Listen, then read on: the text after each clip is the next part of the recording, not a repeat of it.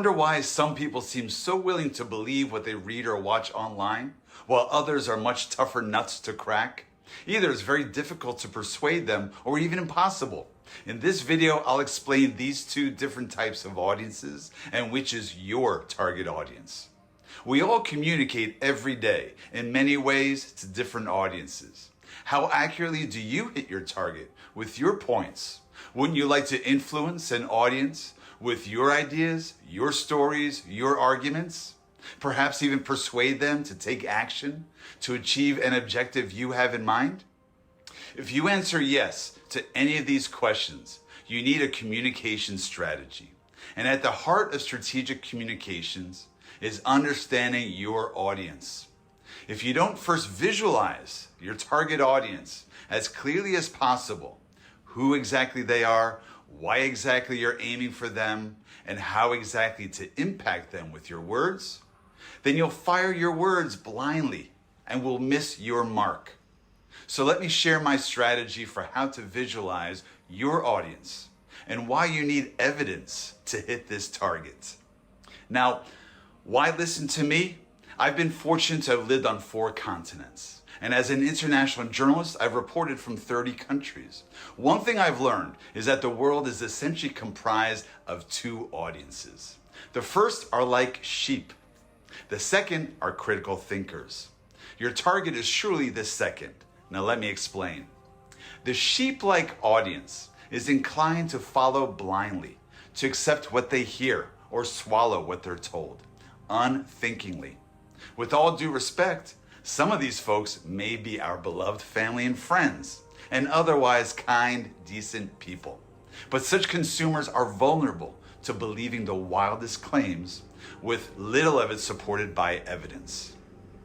Then there's a second category of audience. They're smart, curious, savvy, sophisticated, skeptical, maybe even suspicious. These are critical thinkers who refuse to fully accept what we say reflexively and unthinkingly. In fact, they demand more from us, insisting we prove our words with evidence. Not just any evidence, but evidence as concrete, meaning specific, credible, meaning believable, verifiable, meaning can be proven. And to overcome their skepticism, we must present it to them transparently. Let's test this. Say you're a job seeker approaching an employer, or you're an entrepreneur appealing to investors to finance your product, or you're a nonprofit organization which is asking donors to fund your cause. Your fluffy, sugary words of how wonderful you are aren't enough. To persuade these skeptics, you must work hard, intellectually speaking, to prove your words. How? With concrete, credible evidence. Here's a quick example. In New York City, where I live, there is a pizzeria on almost every street block. Each of them is competing for our business. Then there's the one across the street from here, which claims we're the city's #1 pizza. Now, who believes this?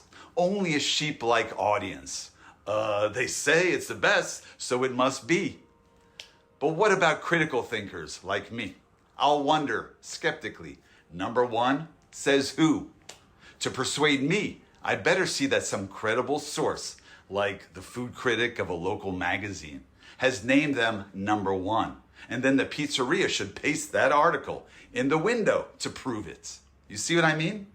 Again, that's a simple example, but I'll soon show how strategic communications and your need to persuade critical thinking skeptics is one of your greatest challenges, especially if you hope to achieve your objectives. But don't worry, I have many more skills and strategies to help you overcome this challenge.